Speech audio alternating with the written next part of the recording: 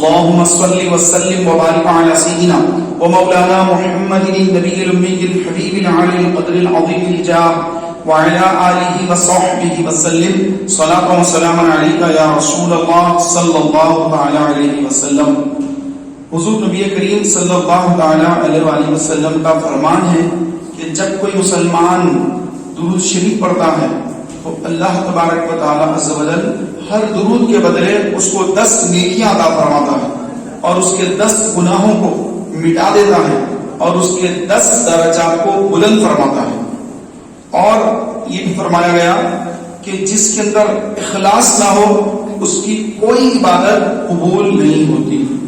یہ بعض لوگ اکثر کہتے ہیں کہ درود شریف اگر بے اخلاص بھی پڑھے گا تو درود قبول ہوگا. ایسا کچھ نہیں ہے.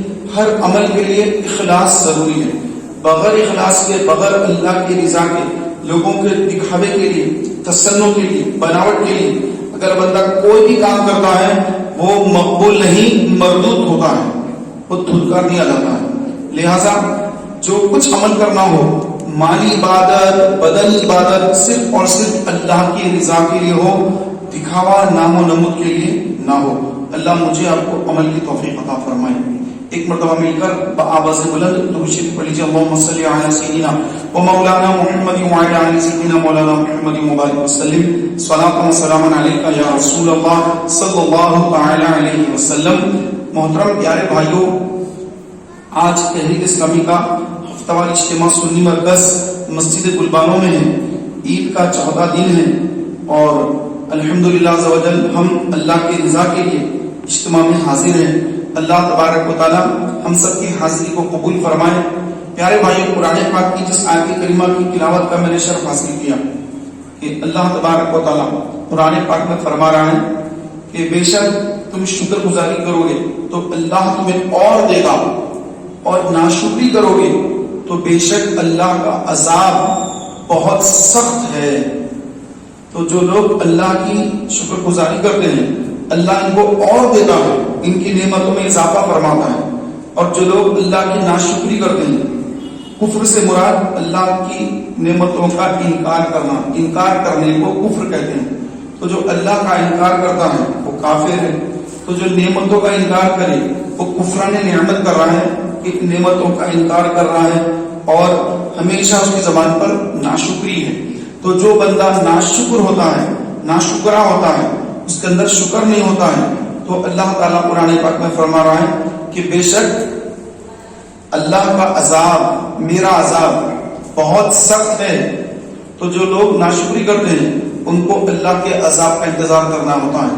اور جو لوگ شکر گزاری کرتے ہیں اللہ کی حضور کہ اے اللہ تیرا شکر ہے، الحمدللہ جن کی زبان پر ہوتا ہے، تو رب تعالیٰ فرما رہا ہے کہ جو شکر کرتا ہے ہم اس کی نعمتوں میں اضافہ فرما دیتے ہیں. حضرت موسیٰ علیہ السلام کا دور ہے. یہ واقعہ بھی بارہا سنایا جا چکا ہے. پھر ایک بار میں عرض کر رہا ہوں کیونکہ ہر بار کچھ لوگ نئے ہوتے ہیں، کچھ پرانے ہوتے ہیں، پتہ نہیں آواز کہاں تک پہنچے. تو میرے پیارے بھائیوں، موسیٰ علیہ السلام کا یہ واقعہ ہے کہ موسیٰ علیہ السلام کے دور میں ایک بہت مالدار آدمی، اس سے آپ کی ملاقات ہوئی. موسیٰ علیہ السلام سے اس نے کہا کہ اے موسیٰ علیہ السلام، کیا آپ اللہ تعالیٰ سے ہم کلام ہونے کے لیے کوہ طور پر جا رہے ہیں تو میری ایک بات اللہ کے حضور عرض کر دینا. موسیٰ علیہ السلام نے فرمایا کیا کہوں؟ تو عرض کیا کہ اے اللہ کے نبی، عرض یہ کر دیجیے کہ اللہ نے جو مجھے نوازا ہے، اتنا نوازا کہ اب مجھے اور کسی چیز کی حاجت نہیں ہے، بس اللہ تعالیٰ میری نعمتیں کچھ کم کر دے، میں اتنا لے کر کیا کروں گا، مجھے بس ہو گیا. موسیٰ علیہ السلام نے فرمایا ٹھیک ہے، میں اللہ کے حضور تیری عرضی پیش کر دوں گا. پھر آگے ایک شخص سے ملاقات ہوئی. وہ شخص اتنا غریب کہ اس کے پاس پہننے کے لیے کپڑا بھی نہیں، کھانے کے لیے کھانا بھی نہیں، اور اپنے بدن کو چھپانے کے لیے وہ ریت کے اندر اپنے آپ کو، اپنے سطر کو ریت کو قریت کر اس میں اتر کر اپنے سطر کو چھپا لیا ہوا ہے. اتنا ریت کے اندر ہے اور اس کے جسم پر کوئی کپڑا نہیں. اپنے سطر کو چھپانے کے لیے وہ ریت کے اندر چلا گیا، اتنا ریت کے باہر ہے. تو پیارے بھائیوں، اس نے عرض کی کہ اے موسیٰ علیہ السلام، آپ اللہ تعالیٰ سے عرض کریے کہ اللہ تعالیٰ مجھے کچھ نوازے کہ دیکھیے میری کیا حالت ہے، نہ کھانے کو کھانا ہے، نہ میرے لیے رہنے کا کوئی مکان ہے، نہ پہننے کے لیے لباس کپڑا کچھ میرے پاس نہیں ہے. بس آپ اللہ سے میرے لیے عرض کریے کہ اللہ مجھے کچھ نوازے، اللہ کچھ مجھے دے. تو پیارے بھائی موسیٰ علیہ السلام نے فرمایا ٹھیک ہے میں تیری عرضی اللہ کے حضور پیش کر دوں گا. چنانچہ کوئی حضور پر تشریف لے اللہ تعالیٰ سے ہم کلام ہوئے، اور اس کے بعد پھر آپ کو یاد آیا کہ آتے وقت دو بندوں نے دو مانوسے رکھے تھے، چلو اللہ کے حضور پیش کر دیتا ہوں.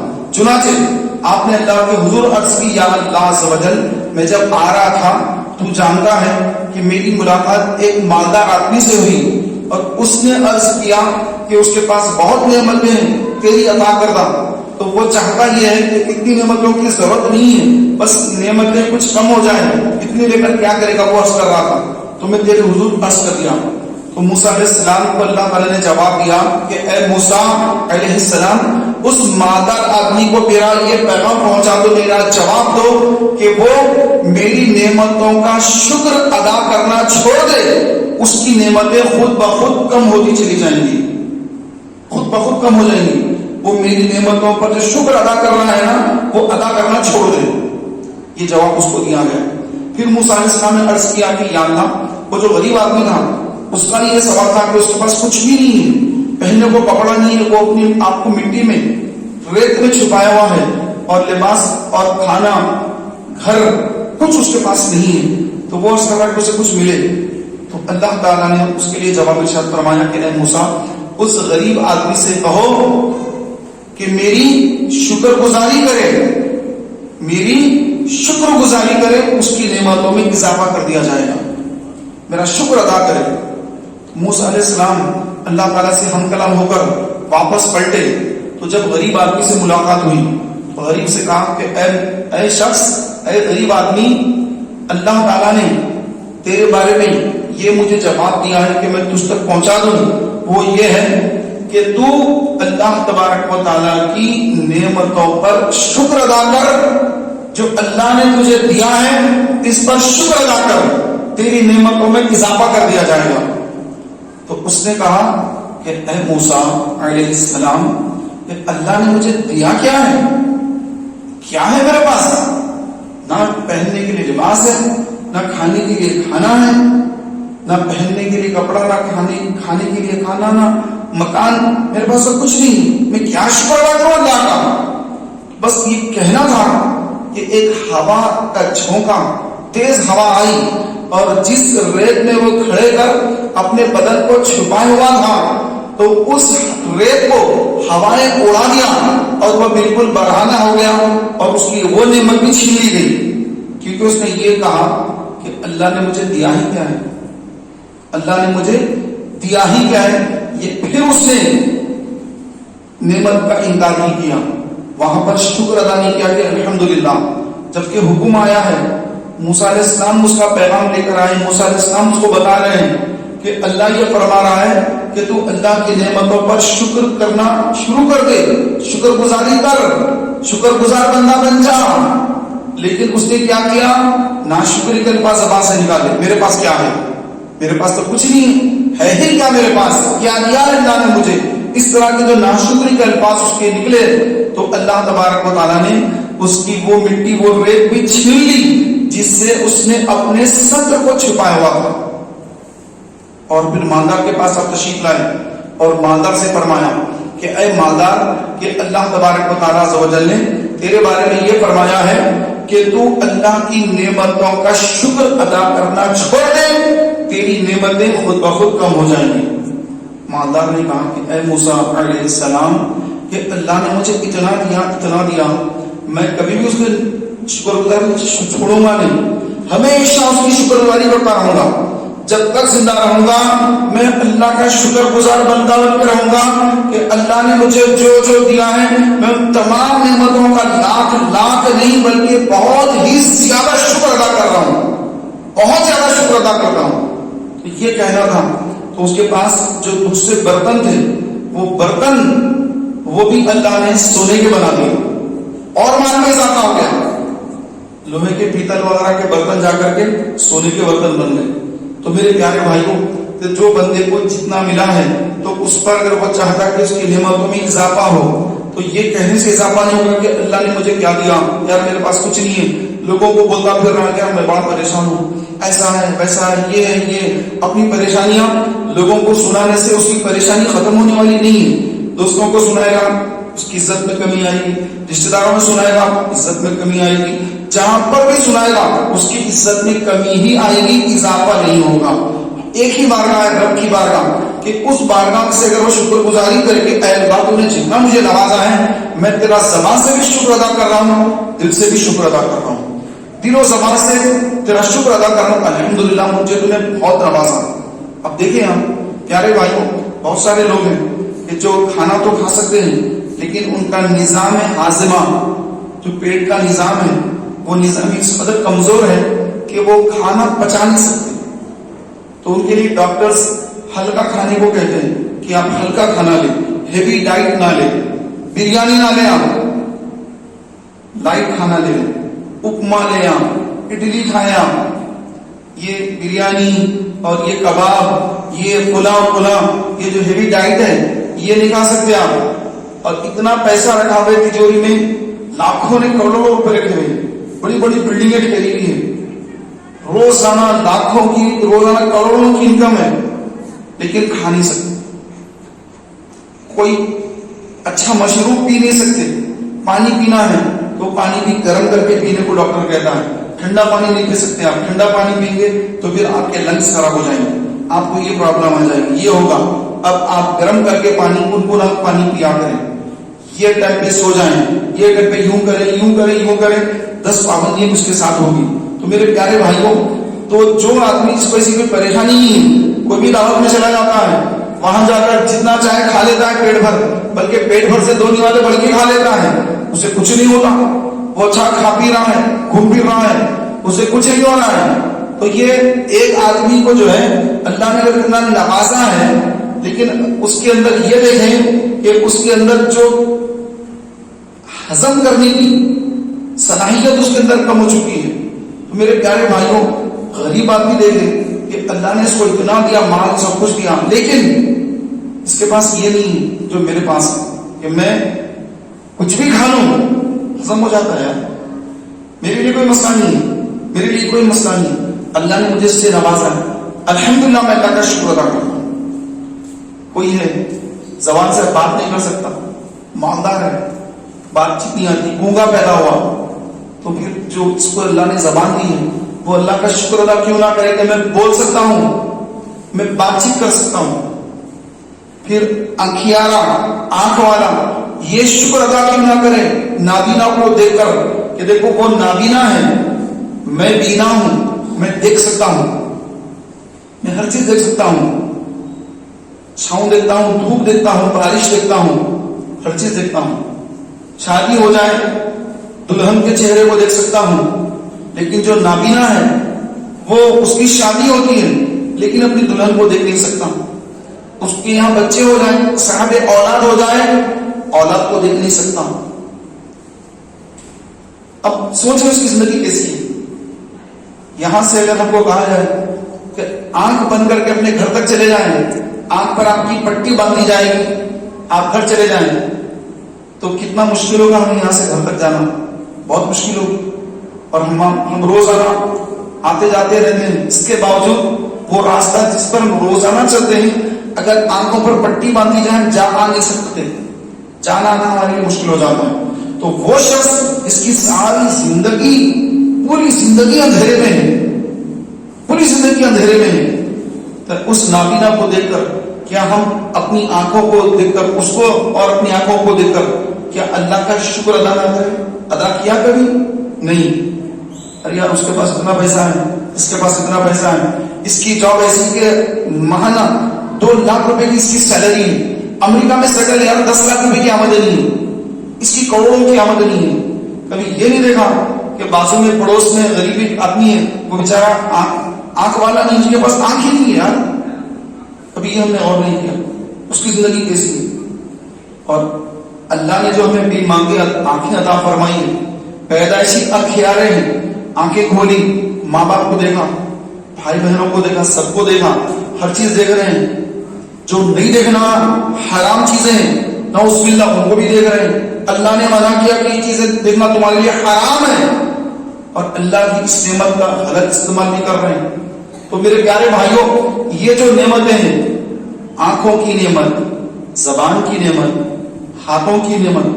کسی کا ہاتھ فالج زدہ ہے, فالج کا اٹیک ہو گیا ہے, ایک طرف کا چلے گیا, رائٹ سائڈ کا چلے گا, لیفٹ سائڈ کا چلے گیا, سیدھے طرف کا اگر ہاتھ پیر گر جائیں تو اندازہ لگا بیچارے کو کھانا کھانے کی کتنی دشواری ہوگی. کھانا کھانا اس کے لیے مشکل ہے, ہاتھ پیر کام نہیں کر رہے ہیں, الٹا ہاتھ کام کرنا چھوڑ دیا ہے, اٹیک ہو گیا, پالش کا اٹیک ہو گیا ہے, پیرالائسس ہو گیا ہے. اب ٹوائلٹ کو جائے گا تو استنجا کس ہاتھ سے کرے گا, لوٹا کس ہاتھ میں پکڑے گا, استنجا کس ہاتھ سے کرے گا, کیسی دشواری اس کی. کئی ایسے ہیں جو پیدائشی ہاتھ ہی نہیں ہوتے, جن کے ہاتھ ہی نہیں ہوتے, بغیر ہاتھ کے پیدا ہوتے ہیں. ہم اپنے ان ہاتھوں کا جو اللہ نے ہمیں عطا فرمایا, کیا ہم نے اس کا شکر ادا کیا دل سے, زبان سے کبھی شکر ادا کیا؟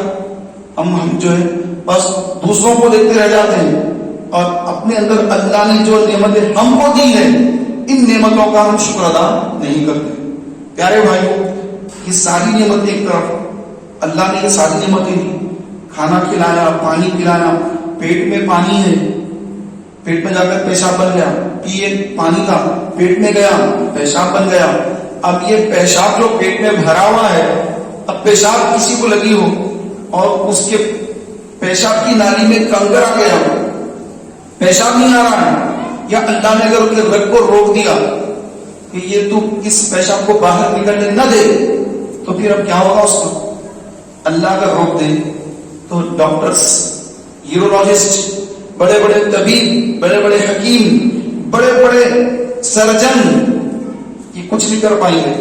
اگر اللہ روک دے تو میرے پیارے بھائیوں روزانہ کتنی مرتبہ پیشاب کو جاتے ہیں, کتنی مرتبہ بڑے استنجا کھانے کو جاتے ہیں.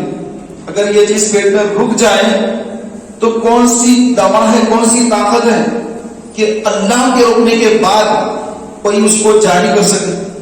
کوئی طاقت نہیں. تو ہم ہر لمحہ اللہ تبارک و تعالیٰ کی نعمتیں استعمال کر رہے ہیں. اب دیکھیں 3 سانسیں تو ہمارے ساتھ ایک جسم کے اندر ہے جسے ہم جی رہے ہیں, ایک جو سانس ابھی لے رہے ہیں, ایک جو نکال رہے ہیں. یہ 3 نعمتیں تو ہمیشہ ساتھ ہیں. یوں ایک لیا, ایک اندر ہے, ایک باہر. اگر یہ سانسوں کی مالا ٹوٹ جائے تو زندگی ختم ہو جائے. پیارے محترم بھائیوں یہ ساری نعمتیں اللہ نے عطا فرمائی, لیکن اللہ تبارک و تعالیٰ نے کبھی اس کے بارے میں ہم نے تم کو یہ دیا یہ دیا, کبھی اس کے بارے میں اللہ تعالیٰ نے نہیں فرمایا, عطا فرما دیا. اور ان تمام نعمتوں سے بڑی نعمت ایمان کی نعمت, سب سے بڑی نعمت. ایک مسلمان بنایا اللہ نے, اور مسلمان بھی ایسا مسلمان حضور نبی کریم صلی اللہ علیہ وسلم کو امتی بنایا. تو اس سے بڑی کوئی نعمت ہی نہیں پیارے بھائی, یہ بہت بڑی نعمت ہے. اس نعمت کا اندازہ بروز محشر ہوگا جب سارے مسلمان جنت کی طرف جا رہے ہیں اور غیر مسلم جہنم کی طرف جا رہے ہیں. مسلم جنت میں, غیر مسلم جہنم میں, نرک میں جا رہے ہیں. اس وقت پر ہم کو خوشی ہوگی, احساس ہوگا کہ یا اللہ تیرا لاکھ نہیں, تیرا کروڑا کروڑ احسان نہیں, میرے پاس زبان نہیں مولا تیرا شکر ادا کرنے کے لیے کہ تو نے مجھے مسلمان بنایا. آج میرا ٹھکانہ جنت ہے, میں ادھر جا رہا ہوں جنت کے اندر. اور یہ لوگ دنیا میں بڑے مالدار تھے, اس کی اتنی بڑی فیکٹریاں تھی, کمپنیاں تھی, یہ انڈیا کا اتنا بڑا مالدار تھا, یہ ایشیا کا اتنا بڑا مالدار تھا, یہ ورلڈ لیول کا بڑا مالدار تھا. لیکن تھا یہودی, تھا نصرانی, تھا کافر, بت پرست, فلاں ایکس وائی زیڈ جو بھی تھا, مسلمان نہیں تھا. تو اس کے ارب پتی ہونا, اس کا کروڑ پتی ہونا, اس کا مالدار ہونا, اس وقت جب اس کو بڑا دکھنا ہے, لیکن اس وقت اس کو کیا دکھے گا؟ اس کو اس وقت یہ دکھے گا کہ میں جو غریب تھا, ایک بس آٹو رکشا ہی چلاتا تھا, غریب تھا, محنت کر کے کماتا تھا, اور بڑی بڑی بلڈنگ والے, بڑے بڑے فیکٹری والے, بڑے بڑے مالدار جو جن کے گھروں میں اے سیاں, کاروں میں اے سی ہیں, ان کی آفسوں میں اے سی, ہر جگہ یہ اے سی میں ہی رہتے ہیں, اس سے باہر نکلتے ہی نہیں ہے کبھی بھی. ان کی لائف بڑی ان کی لائف جو شاندار لائف انہوں نے گزاری, اور اب ان کے لیے ہمیشہ ہمیشہ ہمیشہ کا ٹھکانہ ان کے لیے جہنم, دردناک عذاب ہے. اے اللہ میں تیرا کتنا شکر ادا کروں کہ تو نے مجھے مسلمان بنایا اور اپنے محبوب کی امت میں پیدا فرمایا. اسی لیے ساری امتیں پیچھے ٹھہری ہوئی ہے. موسیٰ علیہ السلام کی امت پیچھے ٹھہری ہوئی, عیسیٰ علیہ السلام کی امت ہم سے پہلے آئے پیچھے ٹھہرے ہوئے لیکن داؤد علیہ السلام کی امت پیچھے ٹھہری ہوئی ہے, ابراہیم علیہ السلام کی امت پیچھے ٹھہری ہوئی ہے, ہر امت پیچھے ٹھہری ہے. حضور کی امت سب سے آگے ٹھہری, جنت میں جانے کے لیے سب سے پہلے آقا کی امت, ہم غلامان مصطفیٰ سب سے آگے, ساری امتیں سب سے پیچھے, اور دنیا میں آتے ہیں آخر میں, جنت میں جاتے ہیں سب سے پہلے. یہ کس کا صدقہ ہے؟ میرے آقا علیہ السلام کا صدقہ ہے. میرے پیارے بھائیوں, یہ جو آخرت کی کامیابی ہے حقیقت میں یہ سب سے بڑی کامیابی ہے, کیونکہ دنیا میں انسان 70-80 سال کے لیے آتا ہے. 100 سال کے لیے اگر کوئی آ جائے تو 100 سال کی عمر میں کچھ کام کرنے کے قابل بھی نہیں ہوتا ہے. اگر کوئی 100-200 سال جی بھی لے تب بھی کیا کر لے گا, مرنا تو ہے. اب مرنے کے بعد آخرت کی جو زندگی ہوگی اس کی, جس کی کوئی گنتی نہیں ہے, گنتیاں ہی ختم ہو جاتی ہیں, گنتیاں ختم ہو جاتی ہیں, اور کوئی ٹھکانہ نہیں اس کے بعد. بس ایک ہی ٹھکانہ ہے مسلمان کا, جس کا خاتمہ ایمان پر ہوا. جب وہ جنت میں چلا گیا اب اس کو وہاں سے کبھی بھی کوئی نکالے گا نہیں, ہمیشہ ہمیشہ ہمیشہ رہے گا. تو اتنی بڑی کامیابی, سب سے بڑی کامیابی یہ ہے. یہ نہیں کہ مالدار بن گیا کامیابی مل گئی, بڑی بڑی ڈگریاں حاصل کر لی کامیابی مل گئی, بہت زبردست باڈی بلڈر بن گیا, ورلڈ چیمپئن شپ جیت لیا, بہت زبردست کا نام ہو گیا, تو کوئی کامیابی نہیں. کیونکہ بڑے بڑے پہلوانوں کو ملک الموت علیہ السلام جب تشریف لاتے ہیں ایک ہی مار میں چھیک کر دیتے ہیں اس کو, بڑے سے بڑا پہلوان کیوں نہ ہو, بڑے سے بڑا باڈی بلڈر کیوں نہ ہو, اور بہت مالدار کیوں نہ ہو, کہیں بھی جا کے اپنے آپ کو چھپا لے, ملک الموت کا راستہ کوئی روک نہیں سکتا. ان سے چھپ کر کہیں کوئی نیچے سے نیچے زمین کی نیچے تہ میں کوئی بڑے سے بڑا سیلاب نیچے بنا کر بھی کوئی رہے گا تب بھی ان کی آنکھوں سے بچ نہیں پائے گا. میرے پیارے بھائیوں, موت ہر ایک کو آتی ہے, اور کامیاب ترین شخص وہ ہوتا ہے جس کا خاتمہ ایمان پر ہوتا ہے, جو مسلمان مرتا ہے. شرط یہ مسلمان مرنا یہ بہت بڑی شرط ہے. اگر مسلمان زندگی بھر مسلمان رہا, لیکن موت کے وقت جب شیطان اس پر حملہ ور ہوتا ہے, شیطان تو زندگی پر حملہ ور ہوتا ہی ہوتا ہے, ہر نماز کے وقت حملہ ور ہوتا ہے. روزانہ فجر میں آ جاتا ہے ہمارے پاس, سو جا, پیر دباتا ہے کہ سو جا, ابھی رات لمبی ہے, ابھی تو اذان ہوئی ہے, ابھی سو جا, پیر دباتا ہے, فجر میں تو سناتا ہے. جب موت کا وقت آتا ہے اب شیطان تیری چوٹی کا زور لگانے کے لیے آ جاتا ہے کہ اب اس پر تھوڑی اگر میں محنت کر لوں نا تو بس یہ ہمیشہ ہمیشہ جہنم میں میرا ساتھی بن جائے گا. اب وہاں آ کر ہمارے ایمان کو خرید لینا چاہتا ہے, ایمان چھین لینا چاہتا ہے, ایمان ہم سے چھیننا چاہتا ہے. تو یہ بڑی آزمائش کا بڑا امتحان کا وقت ہوتا ہے کہ جب انسان کی موت کا وقت آتا ہے. یہ موت مجھے بھی آئی گی, آپ کو بھی آئے گی, ہر ایک کو موت آئے گی. کل نفس ذائقۃ الموت, ہر نفس کو موت کا مزہ چکھنا, موت تو ہر ایک کو آئے گی, تو ہماری بھی موت آنے والی ہے. تو اس وقت پر جس کا ایمان سلامت رہا وہ کامیاب. سرکار سیدنا غوث الاعظم شیخ عبد القادر جیلانی رضی اللہ تعالی عنہ فرماتے ہیں, میرا عید کا دن وہ ہے جس دن میں اپنا ایمان سلامت لے کر اس دنیا سے رخصت ہو جاؤں, وہ میرا عید کا دن ہے. جس دن میرا اعمال نامہ سیدھے ہاتھ میں مجھے عطا کر دیا جائے وہ میرا عید کا دن ہے. جس دن پل صراط سے سلامتی سے پار ہو جاؤں وہ میرا عید کا دن ہے. میرے پیارے بھائیوں, ہم بھی عید مناتے ہیں, رمضان, بقرعید میں گھروں میں گوشت آتا ہے, ہم عید مناتے ہیں اور خوشیاں مناتے ہیں. اور عید کے دن ہمارے مسلمان بھائی کیا خوشی منا رہے ہیں, عید سے پہلے ہی ایک فلم بن رہی ہے اور عید کے دن اس کی جو ہے اوپننگ ہو رہی ہے، فلم اسٹارٹ ہو رہا عید کے دن، نئی فلم آ گئی صاحب، عید کے دن فلم دیکھو مسلمان اللہ کو راضی کرنے کے لیے قربانی کر رہے ہیں، اور اپنے آپ کو مسلمان بولنے والے جن کے نام مسلمان اور ہمارے ہی اس شہر حیدرآباد سے ہیں، اور نعوذ باللہ معاذ اللہ استغفر اللہ، فلم جو ہے وہ شروع کر رہے ہیں، عید کے دن شروع کر رہے ہیں فلم، سارے لوگ ہزاروں لاکھوں روپے کی قربانیاں دے کر رب کو راضی کر رہے ہیں کہ رب راضی ہو جائے کہ میں عالی شان جانور خرید کر، بہترین جانور خرید کر میں اللہ کی رضا کے لیے قربانی دوں گا۔ لوگ 20,000 25,000 50,000 1 لاکھ 2 لاکھ کے جانور خرید کر اللہ کو راضی کرنے کے لیے قربانیاں کر رہے ہیں، تو وہیں پر چند اپنے آپ کو مسلمان کہنے والے ہمارے بھائی فلم بنا کر اس دن اس کی افتتاح کر رہے ہیں پکچر کی، اور مسلمان بھائی جا کر اس فلم کو دیکھ رہے ہیں، جا کر پکچر دیکھ رہے ہیں۔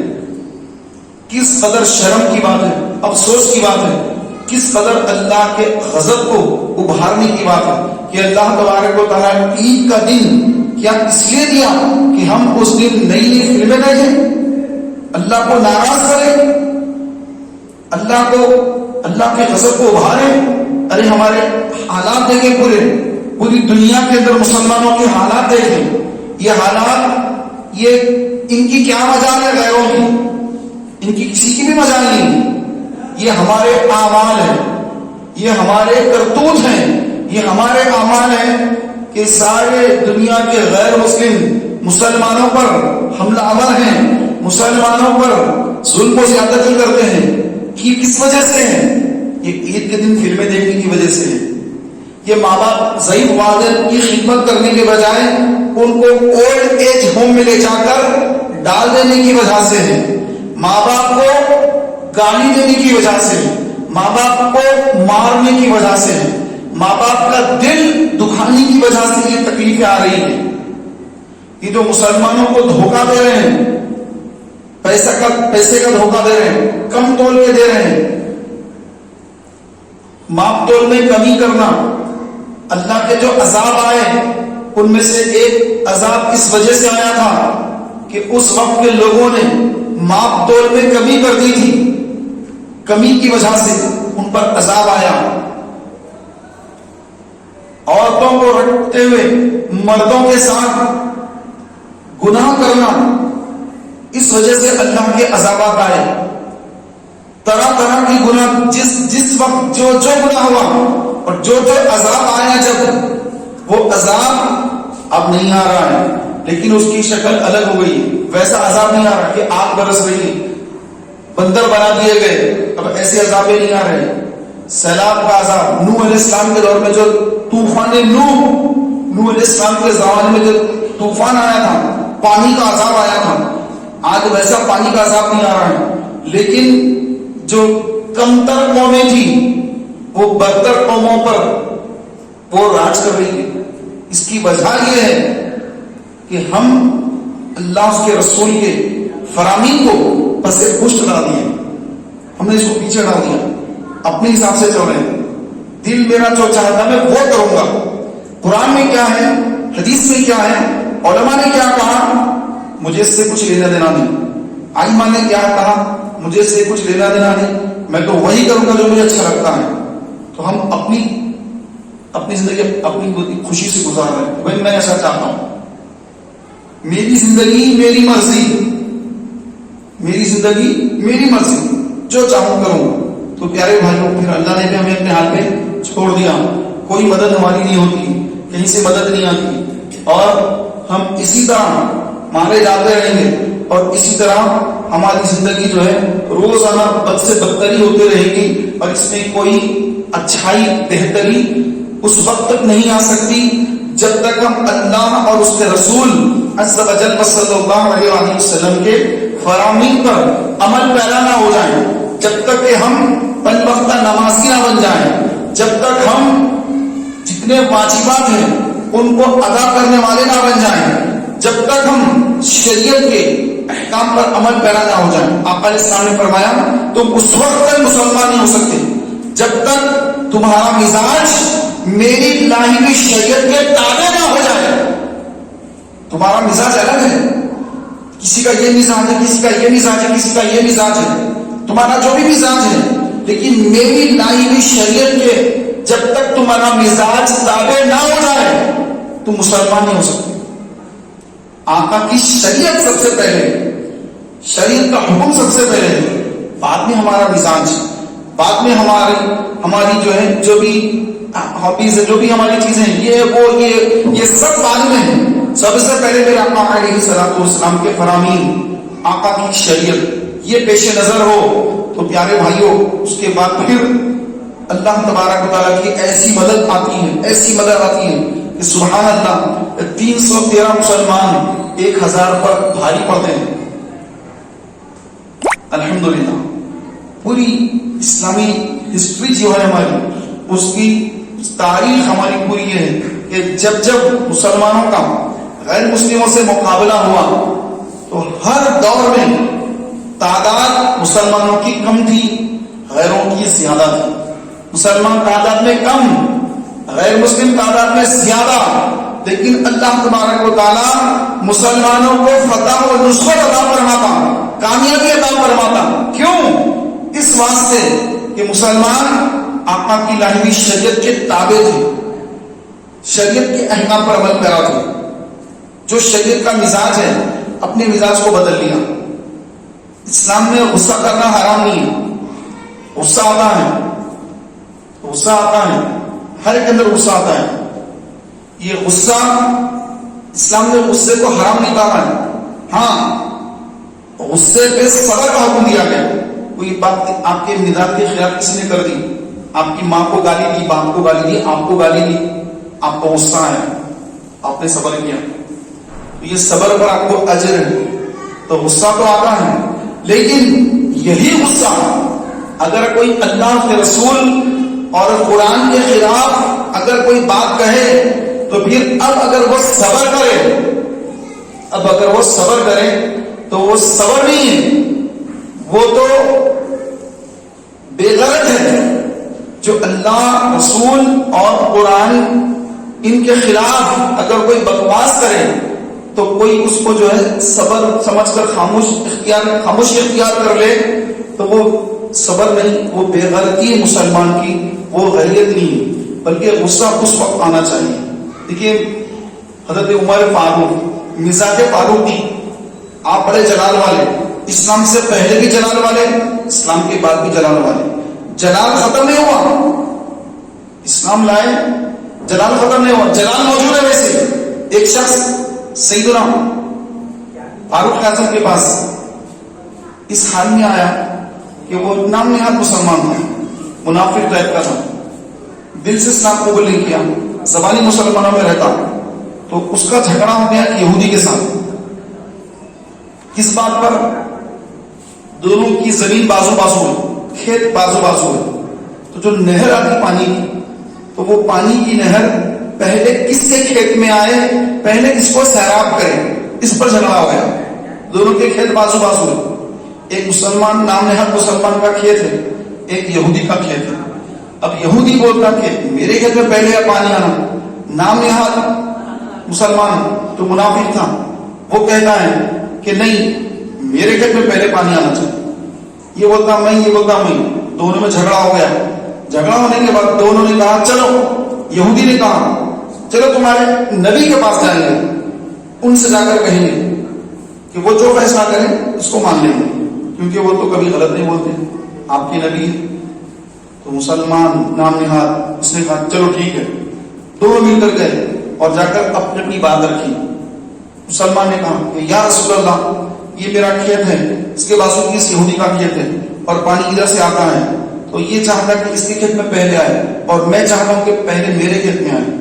اب اس کو یہ امید تھی کہ میں مسلمان ہوں اور حضور صلی اللہ علیہ وسلم اس وجہ سے فیصلہ میرے حق میں کریں گے کیونکہ میں حضور کا امتی ہوں اور وہ یہودی ہے، تو یہودی کے خلاف میں حضور جو ہے فیصلہ دیں گے، وہ یہ سوچا.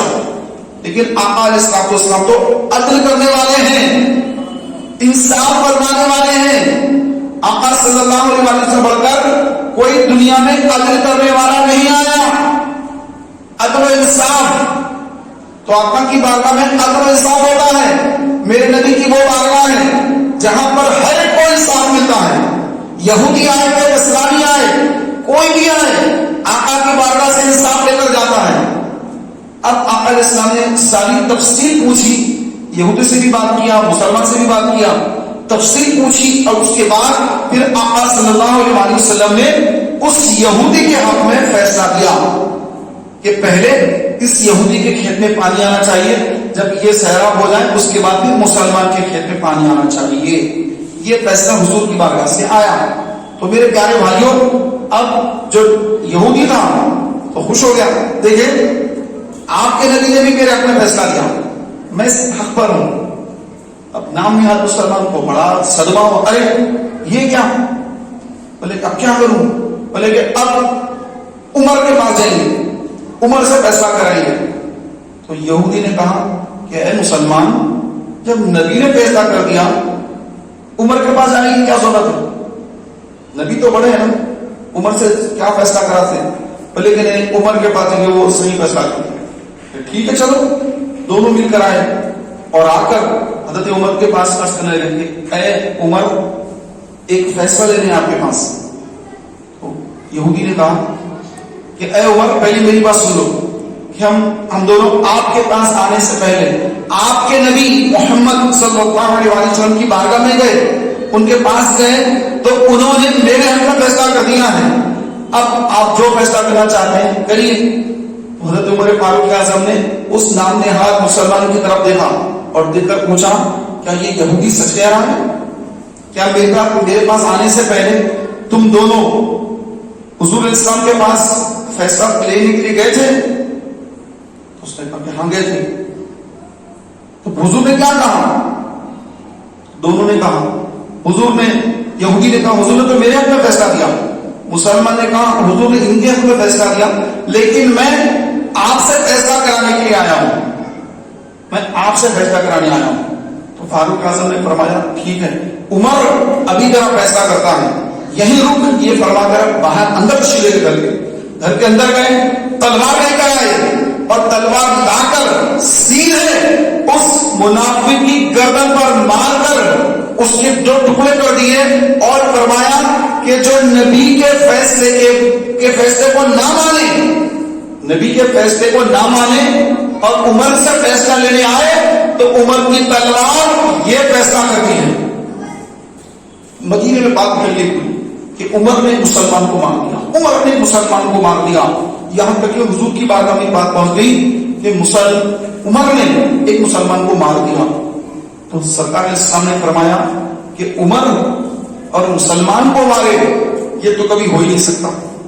پھر اس کے بعد حضرت عمر فاروق اعظم اس کی گردن لے کر, ایک ہاتھ میں تلوار ہے, خون ٹپک رہا ہے, اور ایک ہاتھ میں اس کا سر ہے, لے کر آئے حضرت حضور کی بارگاہ میں. قرآن کی آیتیں نازل ہو رہی, فاروق اعظم کی تائید میں قرآن کی آیتیں نازل ہو رہی کہ محبوب وہ اس وقت تک مسلمان ہی نہیں جب تک اپنے آپسی معاملات میں آپ کے فیصلے کو دل سے تسلیم نہ کرے, وہ مسلمان ہی نہیں. اللہ تبارک و تعالیٰ نے فاروق اعظم کے تائید میں قرآن کی آیات نازل فرما دی, اور سارے کے سارے منافقین جو اپنے آپ کو مسلمان کہتے تھے سب شرمندہ ہو گئے کہ یہ کیا ہو گیا. ہم تو چاہتے تھے کہ حضور کی بارگاہ سے حضرت عمر کو کچھ ایسا کہا جائے کہ عمر نے غلط کیا, لیکن اللہ نے قرآن کی آیت نازل فرما کر حضرت عمر کی تائید فرما دی, ان کی حمایت فرما دی.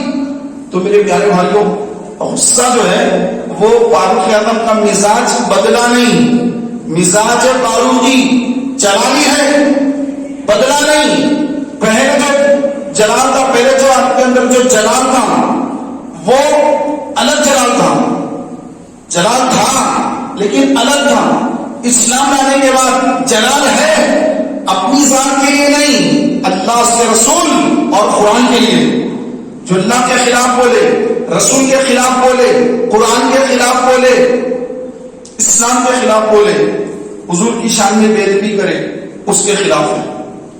جذبہ یہ ختم نہیں ہوا، یہ مزاج بدلا نہیں، یہ جلان بدلا نہیں کہ جو نبی کی بات تو دل سے تسلیم نہ کرے وہ مسلمان ہی نہیں ہے۔ فاروق اعظم کی تلوار فیصلہ کرتی ہے، رب کی آیتیں اس کی تائید و حمایت کرتی ہیں۔ تو میرے پیارے بھائیوں، ہم کو سب سے پہلے اللہ، اس کے رسول اور قرآن کے احکام کو سامنے رکھنا ہوگا کہ اللہ کا حکم کیا ہے، رسول کا حکم کیا ہے، قرآن کا حکم کیا ہے، شریعت کیا کہتی ہے۔ وہ شریعت ہم وضو کرتے ہیں، ہماری شریعت، ہمارے آقا علیہ السلام کی شریعت، آقا نے فرمایا کہ تم جب وضو کرو تو پانی زیادہ مت بہاؤ، اگر تم نہر کے کنارے پر بھی وضو کرو، نہر کے کنارے پر بیٹھ کر وضو کرو، تب بھی پانی زیادہ استعمال نہ کرو، بھیجا استعمال نہ کرو۔ تو یہ وہ پاکیزہ شریعت ہے کہ جو بلا وجہ پانی ضائع کرنے سے منع کرتی ہے۔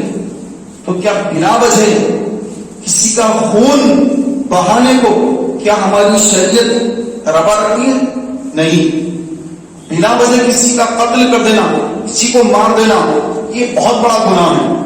آقا علیہ السلام نے فرمایا کہ ایک مسلمان کو قتل کر دینا، ایک مسلمان کو قتل کر دینا اتنا بڑا جرم ہے کہ زمین والے، آسمان والے سب اگر اس جرم میں شامل ہو جائیں تو اللہ تبارک و تعالیٰ سب کو آندھے منہ داخل جہنم فرما دے گا۔ میرے پیارے بھائیوں، کسی کو مارنا، کسی کو تکلیف پہنچانا یہ بہت بڑا گناہ ہے، یہ بہت بڑی اللہ کی نافرمانی ہے۔ حدیث پاک میں فرمایا گیا کہ تلوار کا وار بھر جاتا ہے لیکن زبان کا وار بھرتا نہیں۔ بعض لوگ جو ہے زبان ایسی چلتی، بعض لوگوں کی تلوار سے زیادہ تیز چلتی، کسی سے بات کرتے ہیں تو ایسی بات کرتے ہیں کہ سامنے والا کا دل بس وہ ٹکڑے ٹکڑے ہو جاتا ہے، برداشت نہیں کر سکتا انسان۔ بظاہر چہرے پہ اس کی مسکراہٹ، ہنسی آتی ہے، اندر سے دل روتا ہے۔ بعض لوگوں کی زبان ایسی ہوتی ہے۔ تو تلوار کی جو وار ہوتی ہے، تلوار کا جو گھاؤ ہوتا ہے، اس کا زخم سوکھ جاتا ہے، وقت آنے پر سوکھ جاتا ہے، لیکن زبان سے جو لوگ تکلیف دیتے ہیں اس کا زخم کبھی نہیں سوکھتا۔ فرمایا علیہ السلام نے کہ مجھے دو باتوں کی جو ضمانت دے گا میں اس کو جنت کی ضمانت دیتا ہوں۔ دو باتوں کی ضمانت دے جو مسلمان، دو چیزوں کی ضمانت دے گا میں اس کو جنت کی ضمانت دے رہا ہوں۔ صحابہ نے پوچھا یا رسول اللہ صلی اللہ علیہ وسلم وہ دو چیزیں کیا ہیں جس کی ضمانت کے بارے میں آپ ارشاد فرما رہے ہیں؟ تو آپ علیہ السلام نے فرمایا کہ دونوں داڑوں کے درمیان والی چیز، یہ دو داڑ ہیں، داڑوں کے درمیان والی چیز یعنی زبان، جو زبان اس کی ضمانت دے، اور دو ٹانگوں کے بیچ کی چیز یعنی شرمگاہ، دو ٹانگوں کی درمیانی چیز شرمگاہ اور دونوں داڑوں کے درمیانی چیز زبان، زبان اور شرمگاہ کی ضمانت دے۔ ضمانت دے کا مطلب کیا؟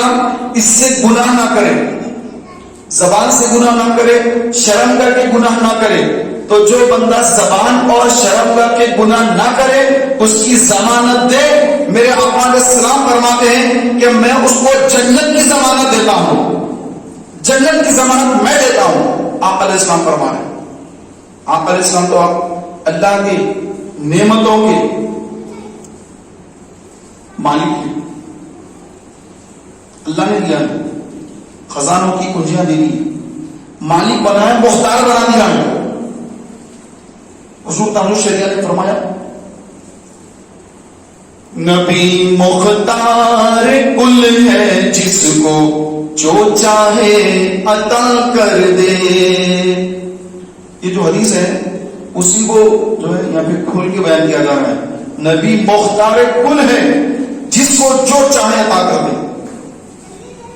سرکار نے جب یہ فرمایا کہ دو چیزوں کی جو مجھے کوئی ضمانت دے گا میں اس کو جنت کی ضمانت دے رہا ہوں، تاجو شریعہ فرما رہے ہیں نبی مختار کل ہے جس کو جو چاہے عطا کر دے۔ نبی مختار یار کل ہے جس کو جو چاہے عطا کر دے. تو میرے پیارے بھائیوں، یہ دو چیزوں کی ضمانت دینا ہے.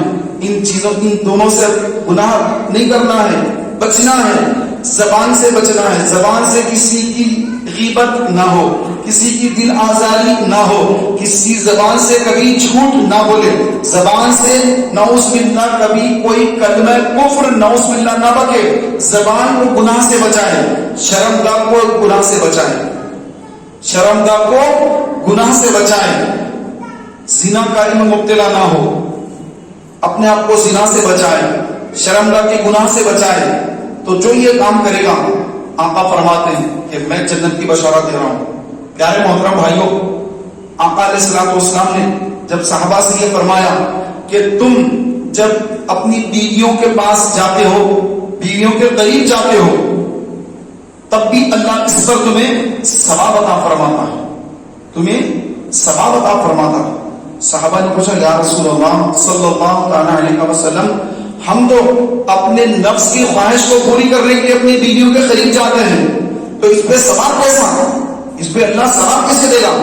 تو آپ علیہ السلام نے فرمایا کہ جو تمہاری حلال بیویاں ہیں ان کو چھوڑ کر اگر تم کسی غیر عورت کے پاس جاؤ گے اور زنا کرو گے تو کیا تمہیں عذاب نہیں ہوگا، تمہیں گناہ نہیں ہوگا؟ تو سب نے کہا کہ بے شک یا رسول اللہ، اس پر تو گناہ ہوگا، اس پر تو آخرت میں عذاب ہوگا. تو جب اس پر گناہ ہے تو اس پر ثواب ہے، اس پر ثواب ہے. تو یہ شرمگاہ کا جہاں استعمال کرنے کا حکم دیا گیا اس کو وہاں استعمال کریں. زبان کا جہاں استعمال کا حکم دیا گیا وہاں زبان کا صحیح استعمال کریں. یہ زبان، میرے امام احمد رضا فرماتے ہیں، دہن میں زبان تمہارے لیے، بدن میں ہے جان تمہارے لیے، ہم آئے یہاں تمہارے لیے، اٹھے بھی وہاں تمہارے لیے. تو یہ ہماری جو زبان ہے یہ کس کے لیے؟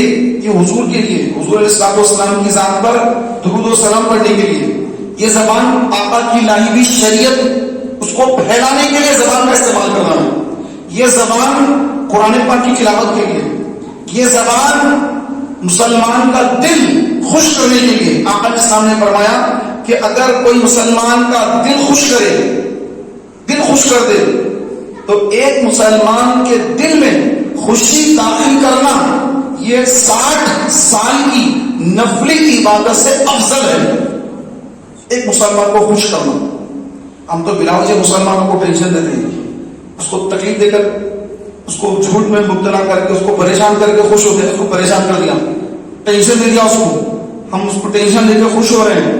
اور یہاں پر اللہ کے رسول علیہ السلام کیا فرما رہے ہیں؟ ایک مسلمان کے دل میں خوشی داخل کرنا 60 سال کی عبادت سے بہتر ہے. تو اب اس کا الٹا دیکھ لیں، اپوزٹ دیکھ لیں کہ مسلمان کے دل میں غم داخل کرنا، تکلیف پہنچانا، مسلمان کے دل کو دکھانا، تکلیف پہنچانا، اپنی زبان سے گالی گلوچ کر کے. اور گالی گلوچ تو ایک تو فحش گالیاں ہوتی ہیں جو بالکل آوارہ لوگ دیتے ہیں، وہ ایک الگ گالیاں ہیں. ایک ہوتی ایسی باتیں کہ وہ گالی تو نہیں ہوتی ہے لیکن گالی سے بھی بھاری ہوتی ہے، سامنے والے کے دل کو چیر کر دیتی ہے. ایسی ایسی باتیں کرتے ہیں بعض لوگ کہ بس دل کٹ جاتا ہے. تو ان کو غور کرنا چاہیے کہ آج میری زبان تو بڑی تیز چل رہی ہے، آج ہر ایک کو چپ کرا دیتی ہے. جب زبان چلتی ہے سب کو چپ کرا دیتی ہے، اسپیڈ میں چلتی ہے، لیکن ایک وقت آئے گا یہ زبان ہمیشہ کے لیے خاموش ہو جائے گی. یہ زبان ہمیشہ کے لیے خاموش ہو جائے گی اور اس زبان پر کیڑے رینگیں گے. خبر میں جب اس کو رکھا جائے گا زبان پر کیڑے رینگتے ہوں گے اور کیڑے اس زبان کو کھا جائیں گے، اور پھر اس زبان کے گناہ محفوظ رہیں گے، لکھے رہیں گے، اور قیامت کے دن اس کا حساب دینا ہوگا. تو جو 60 سال کی عبادت اس زبان سے کما سکتے تھے، لیکن ایک مسلمان کی دل آزاری کر کے، مسلمان کو تکلیف پہنچا کر ہم نے کتنا بڑا الٹا اس کا گناہ ہم نے سر لے لیا. ادھر 60 سال کی نفلی عبادت تو ادھر بھی پتہ نہیں اس کے اپوزٹ کا کتنا گناہ ہوگا. فرمایا کہ ہر ذی روح کو نفع پہنچانا ثواب ہے. اب اس کے اندر ہر ذی روح یعنی اس کے اندر بھی روح ہے، کافر ہے، غیر مسلم ہے، اس کو بھی نفع پہنچائیں، اس کو بھی پیدا پہنچائیں. اسلام یہ تعلیم دیتا ہے کہ ہر ایک، اب آپ کی ذات سے ہر ایک کو نفع ہو، نقصان نہ ہو، آپ کی ذات سے پیدا ہو نقصان نہ ہو، کسی کا نہ دل دکھے، نہ کسی کا مال ضائع ہو، نہ کسی کو کسی قسم کی تکلیف پہنچے، آپ کی ذات سے ہر ایک کو پیدا ہو، چاہے مسلمان ہو، غیر مسلم ہو، یہودی ہو کہ نصرانی ہو، کوئی بھی ہو، آپ اس کو نقصان نہ پہنچائیں، اس کو فائدہ پہنچائیں، اور اس کا فائدہ پلٹ کر آپ ہی کو ملنے والا ہے، اسلام کو ہی ملنے والا ہے۔ میرے خواجہ غریب نواز جن کا مزار اجمیر میں ہے، اجمیر شریف میں آرام فرمانے والے میرے خواجہ معین الدین حسن سنجری ثم اجمیری رحمت اللہ تعالی علیہ، آپ لوگوں کو نفع پہنچاتے تھے، فائدہ پہنچاتے تھے، اپنے مریدین کو گاؤں کی طرف بھیج دیا کرتے تھے، جاؤ جا کر اس گاؤں کے اندر مرد حضرات کھیتوں میں چلے گئے، کھیتوں میں کام کرنے، عورتیں یہ بڑی بڑی باولیوں سے پانی نکال رہی ہیں، تو تم جا کر باولیوں سے پانی نکال کر ان عورتوں کو دے دو، جاؤ یہ کام کرو، مریدین کو بھیج دیا۔ مریدین صبح چلے جاتے، شام تک گاؤں کے اندر رہ کر باولیوں سے پانی نکالتے، دن بھر ان کا یہی کام ہے۔ نماز کا وقت ہو گیا، نماز پڑھنا، پیر و مرشد سرکار غریب نواز نے فرمایا، مرشد کا حکم ہے کہ بس پانی بھر کے اتنی عورتوں کو دینا، اور اس میں یہ نہیں دیکھنا کہ کون تلک والی ہے، کون مسلمان ہے، کون پردے میں ہے، ایسا کچھ نہیں ہے۔ سرکار غریب نواز ان کا معاملہ یہ ہے کہ جتنے بھی وہاں پہ ہیں سب کو پانی ان کو پہنچاؤ، ان کو نفع پہنچاؤ، ان کو فائدہ پہنچاؤ، اور مسلمان کوئی بھی نہیں، سب کے سب غیر مسلم ہیں، ایک بھی مسلمان نہیں، سب کے سب غیر مسلم ہیں۔ تو پیارے اور محترم بھائیوں، پھر عورتیں جو بیٹھ جاتی، یہ لوگ جاتے پانی بھرتے، صبح سے شام تک کا یہ کام روز کا معمول بن گیا۔ اب عورتیں بڑی خوش ہو گئی، ارے بولے یہ کیا معاملہ ہے، بولے ہمارے پاس جو ہے کچھ لوگ آتے ہیں اور دن بھر جو ہے پانی بھر کے ہمارا کام ہلکا کر دیتے ہیں، ہم بھرے ہوئے جو ہے برتن لے کر، پانی کے بھرے ہوئے برتن لے کر گھروں کو جاتے ہیں، پانی نکالنے کی جو مشقت تھی، اتنا سخت ترین کام تھا، اس سے ہم بچ جاتے ہیں۔ کیونکہ آج کی طرح کوئی سمرسیبل موٹر میں تھے، یوں داروں کا ایسا موٹر پریشر کا پانی آنا تھا، ایسا تو کچھ بھی نہیں تھا، بس پانی نکالنا بہت بڑا کام تھا۔ جب گرما آتا، قحط سالی ہوتی، پانی اور نیچے چلا جاتا، اس میں سے نکالنا اور بڑا کام۔ تو جب ان عورتوں نے اپنے گھر کے مردوں سے کہا کہ دیکھو تم لوگ تو کھیتوں میں کام کرنے چلے جاتے ہو، اس کے بعد ہم جب پانی کے لیے گھروں سے نکلتے ہیں، پانی کے لیے باولیوں کے پاس جا کے لائن لگا کر ٹھہرتے ہیں، ایک کے بعد ایک عورت کا نمبر آتا تھا، وہ پانی کو جو ہے باولیوں سے بالٹی سے نکالتے ہیں، سینی سے نکالتے ہیں، تو ہم تھک جاتی تھی۔ لیکن چند دن سے کچھ لوگ آ رہے ہیں، وہ لوگ آ کر اپنے آپ پانی نکال کر ہم کو بھر بھر کر دے رہے ہیں، اور یہ زمانے سے سلسلہ چل رہا ہے ہمارے پاس۔ ہماری محنت بہت کم ہو گئی ہے اور ہمیں بڑی آسانیاں ہو گئی۔ تو ان لوگوں نے کہا اچھا کون لوگ ہیں، پیسے لیتے ہیں؟ تو پیسے نہیں لیتے کچھ بھی، یہ کیا چاہتے ہیں؟ تو کچھ بھی نہیں، بس آتے ہیں پانی بھرتے ہیں، شام ہوتی چلے جاتے ہیں۔ اچھا ٹھیک ہے، چلو ہم سے ایک بار آج ہم کھیتوں کو نہیں جائیں گے، آج ان سے ملاقات کریں گے۔ سارے گاؤں کے مردوں نے ایک دن کام کو روک دیا اور یہ وہاں پر فیصلہ ہوا کہ ان سے ملاقات کرنا ہے، ان کا مقصد پوچھنا ہے کہ کیا وجہ ہے کہ آپ لوگ پانی بھر کے چلے جاتے ہیں، کوئی اجرت نہیں لیتے، پیسہ نہیں لیتے۔ سب لوگ مل کر انتظار کرنے لگے، سرکار غریب نواز کے مریدین آئے، اب آ کر جو ہے پانی بھرنے کا کام شروع کرنا چاہا۔ انہوں نے کہا کہ رک جائیے، آپ سے کچھ بات کرنا ہے، آپ سے کچھ بات کرنا ہے۔ بولے کہ ہاں بولیے کیا بات ہے؟ بولے کہ آپ لوگ روز آتے ہو، پانی بھرتے چلے جاتے ہو، پیسے نہیں لیتے، کیا ماجرا ہے، کیا مقصد ہے؟ بولے کہ وہ تو جو ہے ہمارے پیر و مرشد خواجہ معین الدین حسن سنجری رحمت اللہ تعالی علیہ، ہمارے مرشد کا حکم ہے، ان کے حکم پر ہم لوگ آ کر یہاں پانی بھرتے ہیں۔ اچھا کون ہے آپ کے مرشد، کون ہے، کیا ہے؟ لیکن وہ تو مرشد ہمارے بابا غریب نواز ہیں۔ اچھا چلو ہم ان سے ملاقات کرنا چاہتے ہیں۔ تو آپ کے مریدین سارے گاؤں کے لوگوں کو لے کر سرکار غریب نواز خواجہ معین الدین چشتی کی بارگاہ میں حاضر ہو گئے۔ سرکار غریب نواز کی بارگاہ میں آئے اور آ کر پوچھا کہ حضرت بابا، یہ آپ کے شاگرد، آپ کے مرید ہمارے گاؤں کو آتے پانی بھرتے ہیں، ہماری عورتوں کو بڑی راحت پہنچتی ہے، مشقت ختم ہو گئی ان کی، اور یہ پیسے بھی نہیں لیتے، اور آپ نے ان کو یہاں بھیجایا، تو کیا مقصد ہے اس کا؟ کیوں آپ ان کو بھیجائے؟ کیا مقصد ہے؟ تو آپ نے فرمایا کہ میرا مقصد یہ ہے کہ میرے آقا صلی اللہ علیہ وآلہ وسلم، ان کی شریعت کا حکم یہ ہے کہ اپنی ذات سے دوسروں کو نفع پہنچاؤ، فائدہ پہنچاؤ، ہر ایک کو فائدہ پہنچاؤ۔ تو عورتیں کمزور ہوتی ہیں، پانی نکالنا ان کے لیے دشوار ہو جاتا ہے، تو ان کے پانی کے انتظام کے لیے میں نے ان کو بھیجا۔ تو بڑے ان کو بڑا تعجب ہوا کہ اچھا یہ کون سا مذہب ہے، کیا مذہب ہے یہ؟ ہم تو بتوں کی پوجا کرتے ہیں، لیکن ہمارے پاس ایسا کچھ نہیں ہے، ہم تو کسی سے کوئی بھی کام کرتے تو پیسے لے لیتے ہیں، لیکن یہ لوگ فری میں کام کر رہے ہیں۔ لیکن آپ کا مذہب کیا ہے؟ کیا ہے؟ کیا آپ ہی بھگوان ہے؟ کیا آپ ہی خدا ہے؟ آپ نے فرمایا کہ نہیں، خدا تو وحدہ لا شریک ہے، اور میں نبی آخر زمان محمد رسول اللہ صلی اللہ علیہ وسلم کا امتی ہوں۔ ان کے چہرے کو دیکھا، دیکھ کے کہا کہ بس جی چاہتا کہ ہم آپ کو سجدہ کریں، کہ آپ کے چہرے پہ کتنا نور ہے، کتنا آپ کا چہرہ روشن ہے۔ آپ نے فرمایا کہ نہیں، سجدہ کسی کے لیے نہیں ہے، سجدہ صرف وحدہ لا شریک کے لیے۔ تو بولے کہ بابا آپ جو مذہب کے ہیں ہم بھی اس مذہب میں شامل کر لیجیے، ہم بھی آپ کے مذہب میں داخل ہونا چاہ رہے ہیں۔ آپ کا کتنا پیارا مذہب ہے، سارا کا سارا گاؤں حلقہ بگوش اسلام میں داخل ہو گیا۔ سرکار غریب نواز کے ہاتھ پر اسلام قبول کر کے آپ کے ہاتھ پہ مرید بن گئے اور چشتی غلام بن گئے، سبحان اللہ۔ تو یہ تھا میرے سرکار غریب نواز کی تبلیغ کا انداز، ایسا انہوں نے اسلام کو پھیلایا کہ تلوار کی زور پر اسلام نہیں پھیلا، زبردستی اسلام نہیں پھیلا۔ اسلام لوگوں نے دیکھا، دیکھ کر اسلام قبول کیا، کتنا اچھے لوگ ہیں یہ لوگ، لیکن آج ہم خراب ہو گئے۔ سرکار غریب نواز کے مریدین، ان کی جو نالین تھی، ان نالین کی دھول کے برابر بھی ہم نہیں ہیں۔ وہ تو اللہ کے ولی تھے جو آ کر کے پانی بھر بھر کے دے رہے تھے، ان کی نالین کے نیچے جو دھول تھی وہاں تک بھی ہم پہنچ نہیں سکتے۔ پیارے بھائیو، ان کا وہ مقام، وہ مرتبہ تھا، وہ ان کا اخلاص تھا، وہ اللہ کی رضا کے لیے کرتے تھے۔ اور ہم جو بھی کرتے ہیں، پیسے کتنے مل رہے صاحب، ہر کام میں پروفٹ کتنا ہے، لاس کتنا ہے، پروفٹ اینڈ لاس کی بیسس پہ ہمارا کام ہوتا ہے۔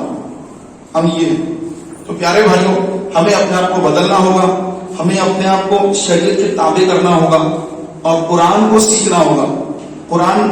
پہلے قرآن کو سیکھیں، ہم پڑھنا سیکھیں۔ قرآن پڑھنا نہیں آتا صاحب۔ عمر کیا ہے؟ 20 سال، 25 سال، 30 سال، 40 سال، 50 سال، 60 سال عمر ہو گئی، قاعدہ پڑھا ہے؟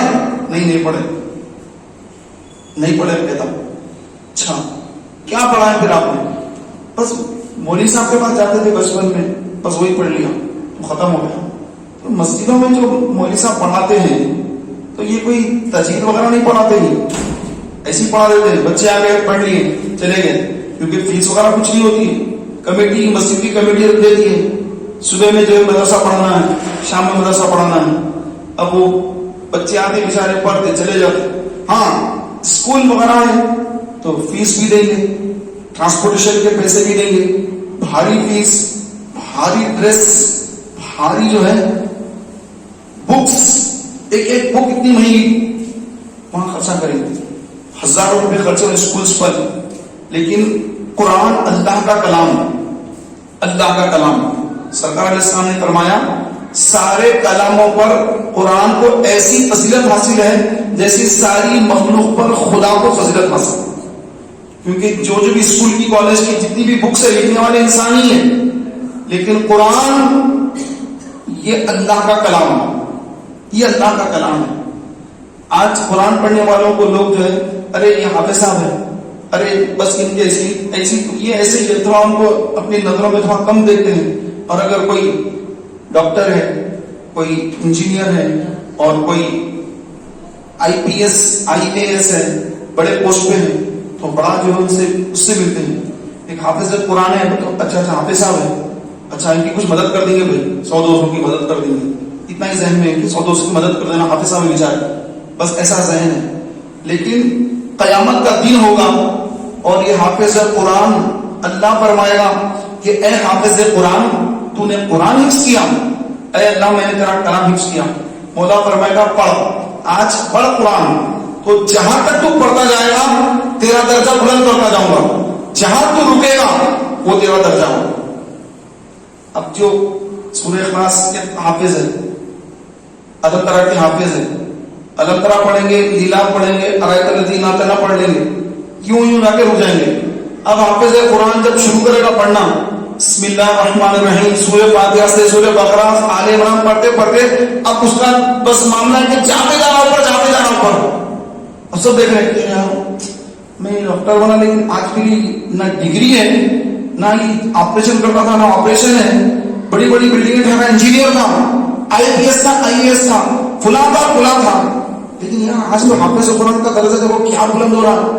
میری کوئی ڈگری خبر میں نہیں آئی، لیکن یہ حافظ قرآن سینے میں قرآن لے کر آ گیا. لا کے جتنے قانون وغیرہ تھے وہ سب کے سب دنیا میں رہ گئے میرے، اور سائنس کے جو بھی فارمولے تھے وہ سب رہ گئے دنیا میں. لیکن دیکھو حافظ قرآن جو ہے، آپ کیا قرآن پڑھنا ہے، کیا اس کے درجے کو اللہ بلند کر رہا ہے. کاش میں بھی حافظ قرآن ہوتا، کاش میرے والد صاحب مجھے مدرسے میں داخلہ دلا دیتے. تو یہ اس وقت آدمی سوچے گا، پچھتائے گا. تو میرے پیارے بھائیوں، میں یہ نہیں کہہ رہا ہوں کہ آپ ڈاکٹر نہ بنے، انجینئر نہ بنے، IAS آفیسر نہ بنے، آپ جو ہے دنیاوی تعلیم کو چھوڑ دیں. میرا مقصد یہ نہیں ہے. آپ بالکل وہ بھی پڑھیں.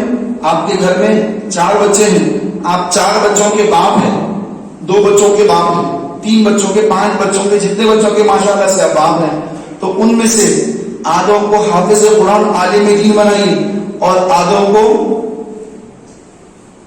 LLB کرائیے. ڈاکٹرز بہت ہو گئے اپنے پاس، انجینئر بھی بہت ہو گئے.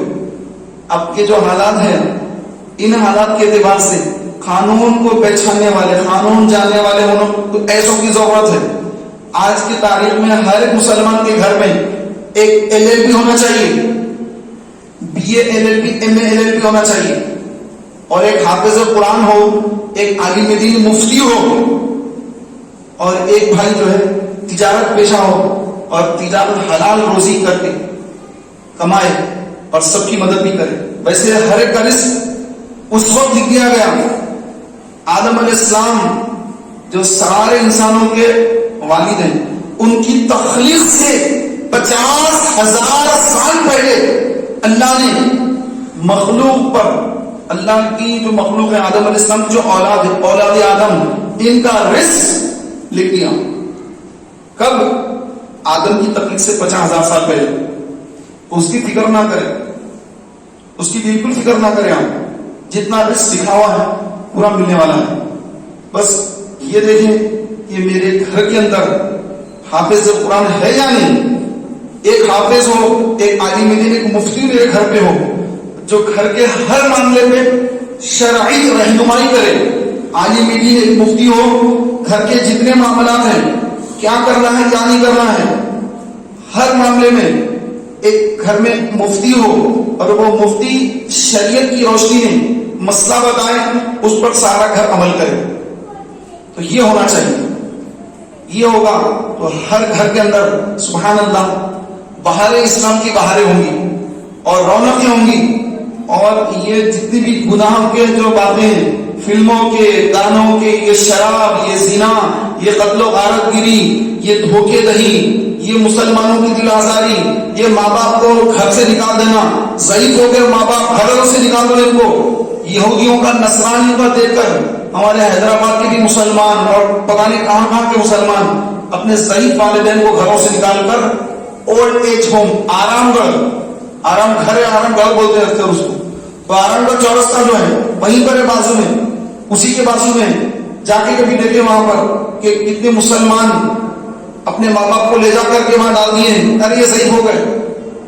ویسٹرن ماحول ایسے ہی ہے کہ وہاں پر انگریزوں کے پاس جب ان کے ماں باپ بوڑھے ہو جاتے ہیں، ضعیف ہو جاتے ہیں، تو انگریز اپنے ماں باپ، بوڑھے ماں باپ کو لے جا کر اولڈ ایج میں ڈال دیتے ہیں.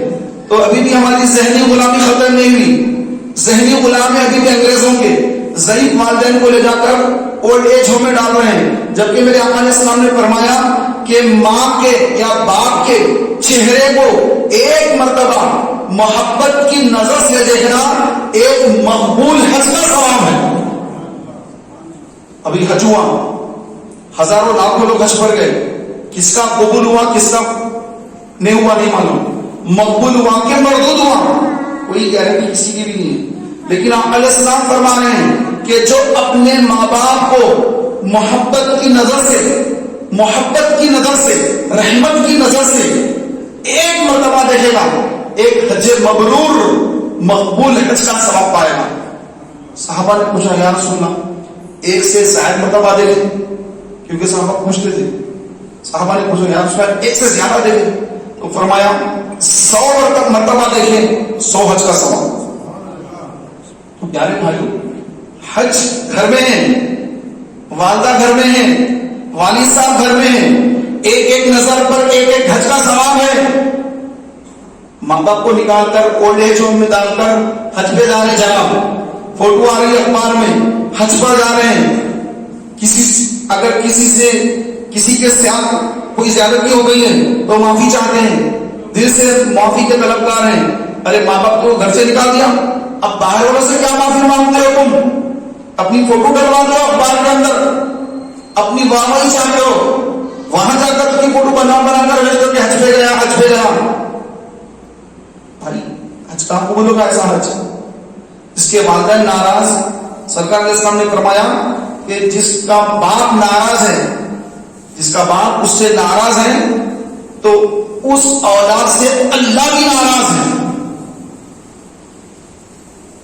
اللہ تبارک و تعالیٰ ہمارے حال پر رحم فرمائے اور ہم سب کو ماں باپ کا فرما بردار بنائے اور ہم سب کو شریعت پر عمل پیرا ہونے کی توفیق عطا فرمائے۔ پیارے محترم بھائیو، الحمدللہ تحریک اسلامی کا ہفتہ وار اجتماع ہر جمعرات رات 9 بجے سے 11 بجے تک تحریک اسلامی کسی سنی مرکز مسجد گلبانوں میں ہوتا ہے۔ آپ سب سے گزارش ہے کثیر تعداد میں آپ ہر جمعرات تشریف لایا کریں۔ یہ برکات جمعہ ایک رسالہ ہے، یہ اس فقیر کا ہی لکھا ہوا ہے، تو اس میں جمعہ کے فضائل لکھے ہوئے ہیں کہ جمعہ کے اول وقت میں آنے پر کیا ثواب ہے اور جمعے کے ثواب سے کون لوگ محروم ہو جاتے ہیں اور کن کن پر جمعہ واجب ہی نہیں ہے، جمعہ واجب کن پر ہے اور جمعے کے کیا احکام ہیں۔ تو اس میں جو یہ لکھے ہیں، آپ سے گزارش ہے یہ رسالہ جو ہے آپ مکتبے سے حاصل فرمائیں۔ اللہ تعالیٰ سے دعا مولا تبارک و تعالیٰ مجھے آپ کو ہم سب کو اعمال صالحہ کرنے اور اس پر استقامت پانے کی سعادت عطا فرمائے۔ آمین بجاہ النبی الامین صلی اللہ علیہ وآلہ وسلم۔ انشاءاللہ